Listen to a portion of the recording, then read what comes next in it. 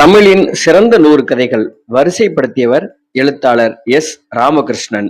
ஜெயகாந்தன் சிறுகதை முன்னிலவும் பின்பணியும். கிராமத்துக்கே அவர்களின் பெயர் மறந்துவிட்டது. பெரிய கோனார் என்பதும் சின்ன கோனார் என்பதுமே அவர்களின் பெயராகி நிலவுகிறது. சின்ன கோனாரின் அண்ணன் என்பதனால் பெரியவருக்கு மதிப்பு. பெரிய கோனார் மதிப்போடு வாழ்ந்திருந்த காலமெல்லாம் எப்பொழுதோ முடிந்து விட்டது.